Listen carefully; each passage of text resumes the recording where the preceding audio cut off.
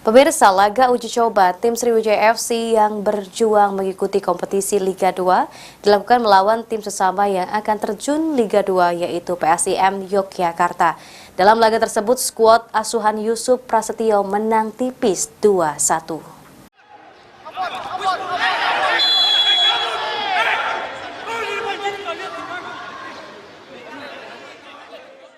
Ditemui usai pertandingan melawan tim PSIM Yogyakarta, pelatih tim Laskar Wongkito, Yusuf Prasetyo atau akrab disapa Yoyo, mengaku cukup puas dan gembira dengan hasil yang diperoleh oleh anak asuhnya memperoleh kemenangan 2-1.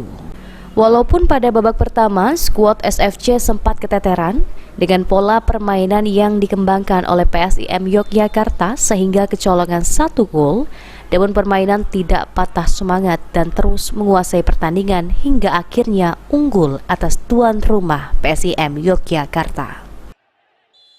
Hari ini lawan PSIM ada beberapa momen yang individual mistake babak pertama tadi di menit ke-8 kita kemasukan, tapi setelah itu pemain tetap atur ritmenya, nggak buru-buru. Banyak momen akhirnya kita eksploitasi ruang-ruang yang besar dari mereka karena gap di PM mereka cukup besar. Babak kedua akhirnya kita bisa eksploitasi dan kita kembalikan keadaan dengan skor 2-1. I'm so happy dengan performa pemain.